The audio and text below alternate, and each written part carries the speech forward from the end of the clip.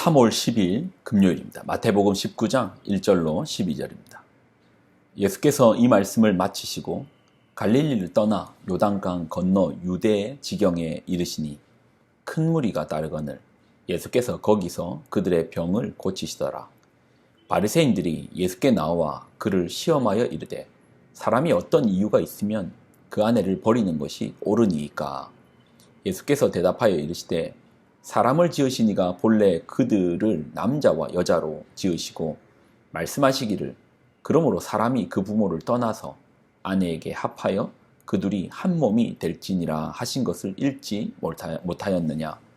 그런즉 이제 둘이 아니요 한 몸이니 그러므로 하나님이 짝지어 주신 것을 사람이 나누지 못할지니라 하시니 여짜오되 그러면 어찌하여 모세는 이혼 증서를 주어서 버리라 명하였나이까. 예수께서 이르시되 모세가 너희 마음의 완악함 때문에 아내 버림을 허락하였거니와 본래는 그렇지 아니하니라. 내가 너희에게 말하노니 누구든지 음행한 이유 외에 아내를 버리고 다른 데 장가드는 자는 간음함이니라. 제자들이 이르되 만일 사람이 아내에게 이같이 할진대 장가들지 않는 것이 좋겠나이다. 예수께서 이르시되 사람마다 이 말을 받지 못하고 오직 타고난 자라야 할지니라. 어머니의 태로부터 된 고자도 있고 사람이 만든 고자도 있고 천국을 위하여 스스로 된 고자도 있도다.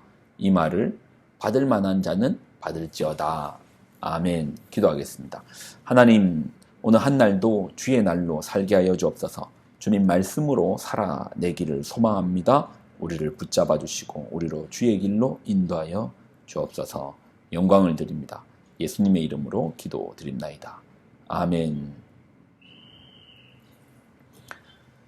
바리새인들이 예수님께 질문을 합니다. 질문은 보통 모르는 것을 묻죠. 근데 그들은 몰라서 묻는 것은 아닙니다. 나름의 답을 가지고 있습니다. 자기 스스로 나름의 답을 가지고 있으면서 왜 예수님께 묻는가 시험하기 위함인 것이죠. 자, 그들의 질문은 이렇습니다. 3절 바리새인들이 예수께 나와 그를 시험하여 이르되 사람이 어떤 이유가 있으면 그 아내를 버리는 것이 옳으니까. 어떤 이유가 있으면 아내를 버리는 것이 옳은가. 그들이 묻는 질문이 마지막에 어떻게 하면 옳은가. 어떤 이유가 있으면 아내 버림이 옳은가. 갑자기 이제 이혼 이야기가 나온 거잖아요. 이는 아마도 헤롯 안티파스가 동생의 부인인 헤로디아와 결혼하기 위하여 그 이혼한 사건을 염두에 두고 질문하는 것입니다. 헤로디아는 결국 이 일로 감옥에서 목숨을 잃지 않았습니까? 자, 이에 대한 예수님의 답변도 보겠습니다. 4절로 6절입니다. 예수께서 대답하여 이르시되 사람을 지으시니가 본래 그들을 남자와 여자로 지으시고 말씀하시기를 그러므로 사람이 그 부모를 떠나서 아내에게 합하여 그 둘이 한 몸이 될지니라 하신 것을 읽지 못하였느냐. 그런즉 이제 둘이 아니요 한 몸이니 그러므로 하나님이 짝지어 주신 것을 사람이 나누지 못할지니라 하시니.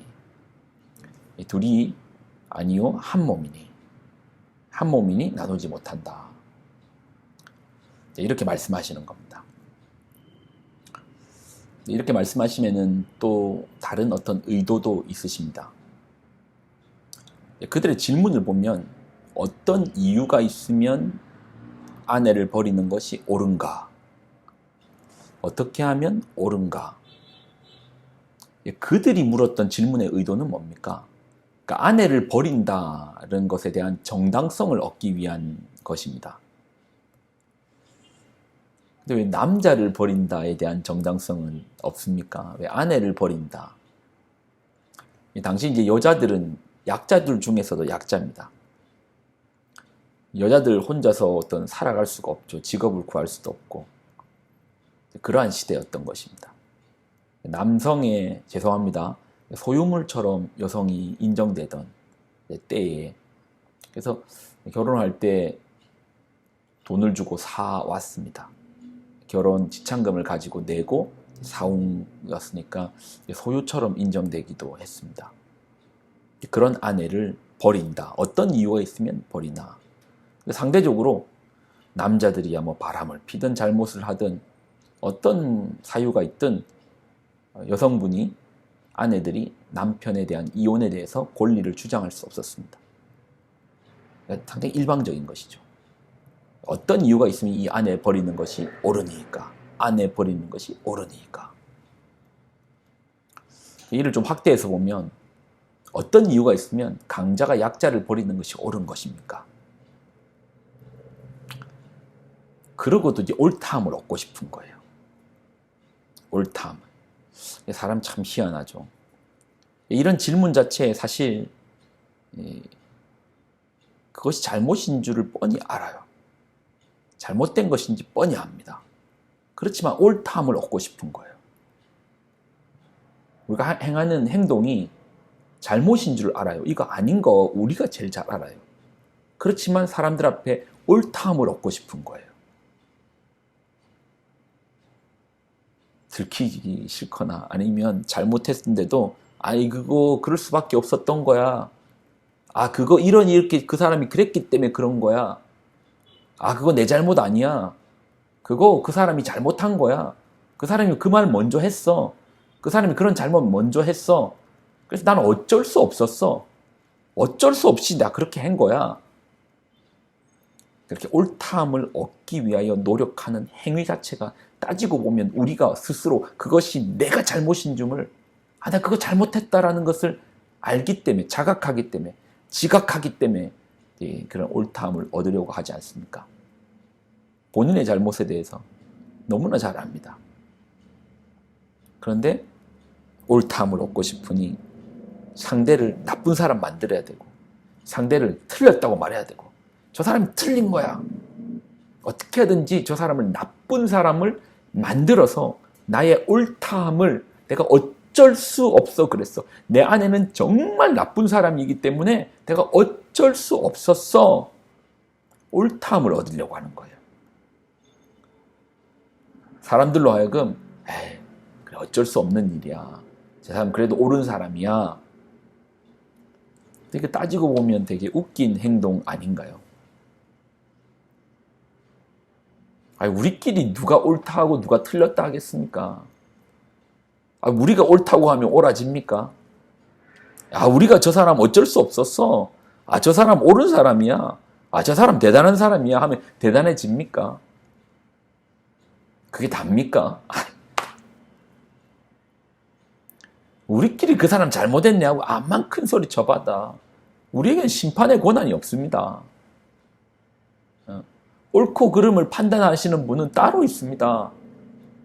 내가 스스로 내 잘못을 아는데 뭐 누가 사람들이 아이고 어쩔 수 없었지 저 사람 잘했어 박수 쳐준다고 그것이 심판자 되시는 하나님 앞에서 당당하지던가요? 아니잖아요. 무슨 차이가 있겠습니까? 잠깐의 마음의 위안은 될 수 있지만 나도 알고 하나님 당연히 아시는 거 앞에 우리가 어떻게 손바닥으로 하늘을 가리겠습니까? 우리가 어떤 잘못이 있을 때 사람들에게 인정받기 위해서 또는 옳다함을 받기 위해서 상대를 더 나쁜 사람으로 만드는 상대 때문에 그런 거야. 저 사람 잘못한 거야. 저 사람 나쁜 사람이야. 저 사람 틀렸어. 저 사람 때문에 어쩔 수 없었어. 그걸 되게 노력하는데 그러면 안 지을 죄까지 또 짓게 되는 거네요. 나쁜 사람 아닌 거 나쁘다고 말하면 안 지을 죄를 또 짓는 거 아닌가요? 그러니 그런 거 앞에 사람들의 판단, 사람들의 이야기 너무 신경 쓰지 말고 결국 우리 인생을 판단하시고 우리 인생의 무게값을 재시는 분은 하나님밖에 없다. 하나님밖에 없으시다. 하나님께서 내 인생의 무게값을 재신다. 하나님 내 인생의 그 가치를 평가하시는 분은 하나님밖에 없으시다. 이런 분명한 믿음의 신앙의 고백이 있으면 잘못 앞에서 옳다함을 얻기 위해 애쓰는 게 아니고 잘못 앞에서 회개를 더 힘쓰겠죠. 잘못 앞에서 나의 옳다함을 위해서 남을 나쁘게 만드는 일은 하지 않겠죠. 우리 안에 이러한 일이 있기를 소망합니다. 자기의 잘못을 덮기 위해서 남을 더 나쁜 사람으로 만드는 그런 2차적인 죄까지는 우리가 가서는 안 됩니다. 그냥 1차적인 죄 앞에서 회개하면 사라지는데 2차적인 죄까지 해서 옳다함을 받으면 죄가 두 가지로 늘고 거기에다가 내가 옳다함을 받으니까 회개까지 하지 않잖아요.